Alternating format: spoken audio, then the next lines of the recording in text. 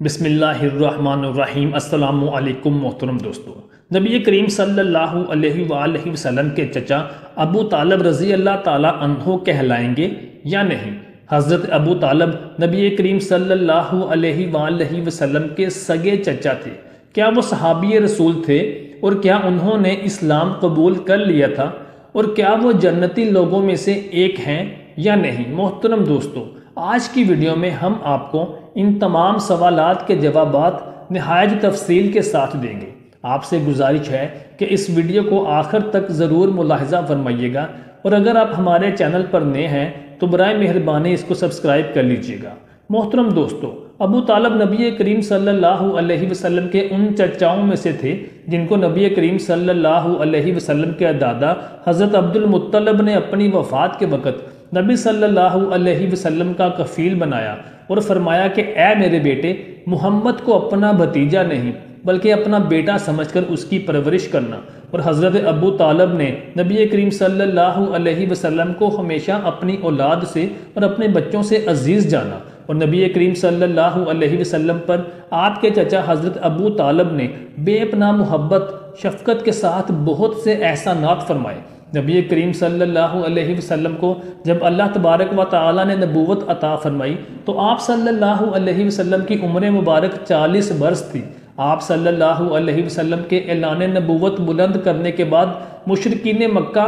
اور خاص طور پر آپ کے اپنے قبیلہ قریش کے لوگ جو کہ آپ کے رشتہ دار بھی تھے، اور آپ کے سگے چاچاؤں میں عبد المطلب کے بیٹوں میں ابو جہل اور ابو لہب جیسے آپ کے چچا بھی آپ صلی اللہ علیہ وسلم کے دشمن بن گئے۔ تو ان حالات میں آپ کے چچا حضرت ابو طالب نے آپ کا ساتھ دیا۔ وہ اپنے ہر سفر میں آپ صلی اللہ علیہ وسلم کو اپنے ساتھ لے جایا کرتے تھے، اور نبی رحمت صلی اللہ علیہ وسلم کا خود سے بھی زیادہ خیال رکھا کرتے تھے۔ ایک وقت وہ آیا جب مشرکین مکہ نے نبی کریم صلی اللہ علیہ وآلہ وسلم پر سختیاں اور زیادتیاں کرنی چاہیں تو آپ کے چاچا ابو طالب نے ان کے سامنے کھڑے ہو گئے اور اپنے بھتیجے محمد صلی اللہ علیہ وسلم کی ہر موڑ پر حفاظت فرمائی۔ ایک دفعہ مشرکین مکہ نے حضرت ابو طالب کے پاس آ کر عرض کیا کہ اے سردار قریش، اپنے بھتیجے محمد صلی اللہ علیہ وسلم کو سمجھا دیجئے کہ وہ ہمارے بتوں کو اور ہمارے خداؤں کو برا بھلا نہ کہے اور اپنے اعلان نبوت کو بلند کرنا بند کر دے، ورنہ اس کا انجام ٹھیک نہ ہوگا۔ ہاں، اگر محمد صلی اللہ علیہ وسلم کی ہم سے کوئی خواہش ہے تو ہم وہ پوری کرنے کو تیار ہیں۔ اگر وہ ہمارا امیر، ہمارا بادشاہ بننا چاہتا ہے تو ہم ان کو اپنا بادشاہ تسلیم کر لیتے ہیں۔ اگر وہ دولت چاہتے ہیں یا کسی عورت سے شادی کرنا چاہتے ہیں تو ہم ان کو وہ بھی دینے کے لیے تیار ہیں، مگر ان سے کہیے کہ ہمارے خداؤں کو، ہمارے معبودوں کو اور بتوں کو جھوٹا نہ کہے۔ ابو طالب نبی کریم صلی اللہ علیہ وسلم کی بارگاہ میں حاضر ہوئے اور ان کو مشرکین مکہ کی ان باتوں سے آگاہ کیا تو نبی معظم صلی اللہ علیہ وسلم نے اپنے چچا ابو طالب سے فرمایا کہ اے چچا جان، اگر یہ لوگ میرے دائیں ہاتھ پر سورج اور بائیں ہاتھ پر چاند رکھ دیں اور پوری دنیا کی دولت میرے قدموں میں نچھاور کر دیں تو پھر بھی میں اللہ تعالیٰ کی توحید اور اپنی نبوت بیان کرنے سے باز نہ آؤں گا۔ تو آپ صلی اللہ علیہ وسلم کے چچا ابو طالب نے کہا، اے بھتیجے محمد صلی اللہ علیہ وسلم، میرے کمزور کندھوں پر اتنا بوجھ مت ڈال کہ میں اس کو اٹھا نہ سکوں۔ محترم دوستو، نبی کریم صلی اللہ علیہ وسلم کی نبوت کے 9ویں سال میں آپ صلی اللہ علیہ وسلم کے چچا ابو طالب اس دنیا سے رخصت ہو گئے۔ آپ کی وفات پانے کے وقت نبی صلی اللہ علیہ وآلہ وسلم ان کے پاس حاضر تھے۔ آپ صلی اللہ علیہ وسلم نے اپنے چچا ابو طالب سے کہا کہ اے چچا جان، گواہی دے دیجئے کہ میں اللہ تعالیٰ کا سچا رسول ہوں اور اللہ کے سوا کوئی عبادت کے لائق نہیں۔ اے میرے چچا، میں چاہتا ہوں کہ آپ ایمان کی دولت لے کر اس دنیا سے رخصت ہوں۔ نبی کریم صلی اللہ علیہ وآلہ وسلم نے عرض کی کہ اے چچا جان، آپ میرے کان میں ہی آہستہ سے کہہ دیجئے، میں ضرور آپ کی سفارش اللہ تبارک و تعالیٰ سے فرما دوں گا۔ لیکن حضرت ابو طالب نے نبی صلی اللہ علیہ وآلہ وسلم سے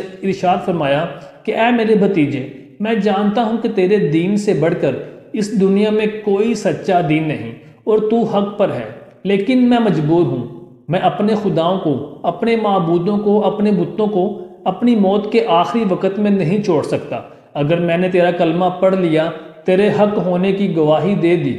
اللہ کی توحید پر ایمان لے آیا، تو قریش کی عورتیں کیا کہیں گی کہ ابو طالب ہمارا سردار تھا اور وہ موت کے ڈر سے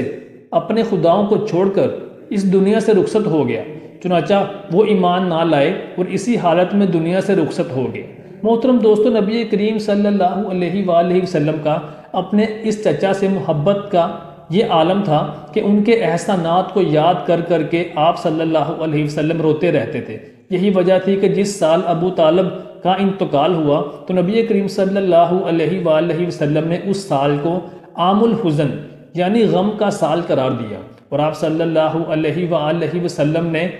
ہمیشہ اللہ تبارک و تعالی سے ان کی مغفرت کی دعا کی، اور نبی کریم صلی اللہ علیہ وآلہ وسلم ارشاد فرمایا کرتے تھے کہ میں اس وقت تک اپنے ان چچا ابو طالب کے لیے مغفرت کی دعا کرتا رہوں گا جب تک اللہ تبارک و تعالی کی جانب سے مجھے روک نہ دیا جائے۔ محترم دوستو، اب بات کرتے ہیں کہ کیا حضرت ابو طالب رضی اللہ تعالیٰ عنہ تھے۔ محترم دوستو، رضی اللہ تعالیٰ عنہ کا لقب ان اصحاب کے لیے ہے جو صحابی رسول ہوں، اور صحابی رسول کی یہ تعریف ہے کہ ایسے لوگ جنہوں نے نبی کریم صلی اللہ علیہ وآلہ وسلم کو اپنی آنکھوں سے دیکھا ہو اور ایمان کی حالت میں آپ صلی اللہ علیہ وآلہ وسلم کے چہرے کی زیارت کی ہو تو وہ صحابی کے رتبے پر فائز ہوتے ہیں۔ حضرت ابو طالب نے نبی صلی اللہ علیہ وآلہ وسلم کے ساتھ وقت تو بہت زیادہ گزارا، بلکہ آپ ان کے سگے چچا بھی تھے، لیکن انہوں نے ایمان کی حالت میں آپ صلی اللہ علیہ وآلہ وسلم کے ساتھ کوئی وقت نہیں گزارا، اس لیے ان کو صحابی رسول یا رضی اللہ تعالیٰ عنہ نہیں کہا جائے گا۔ اور وہ جنت میں جائیں گے یا نہیں، اس کے بارے میں علماء کرام کی اور مختلف فقہ کی مختلف روایات ہیں اور مختلف عقائد ہیں۔ اور نبی کریم صلی اللہ علیہ وآلہ وسلم کے پاس جب ایک صحابی نے آ کر عرض کی کہ یا رسول اللہ صلی اللہ علیہ وآلہ وسلم، جو آپ کی مشیت رضامندی ہے وہی اللہ تعالیٰ کی مشیت اور رضامندی ہے، تو نبی کریم صلی اللہ علیہ وسلم نے سخت ناراضگی کا اظہار فرمایا اور ارشاد فرمایا، تم مجھے اللہ تعالیٰ کی مرضی کے ساتھ ملا رہے ہو، اگر میری مرضی ہی اللہ تعالیٰ کی مرضی ہوتی تو خدا کی قسم میرے چچا ابو طالب کبھی بھی بغیر ایمان لائے اس دنیا سے رخصت نہ ہوتے۔ محترم دوستو، امید کرتے ہیں کہ آپ کو ہماری ویڈیو پسند آئی ہوگی۔ اللہ تبارک و تعالیٰ سے دعا ہے کہ اللہ تعالیٰ ہمارا خاتمہ ایمان پر فرمائے اور نبی کریم صلی اللہ علیہ وآلہ وسلم کی سفارش و شفاعت نصیب فرمائے۔ آمین۔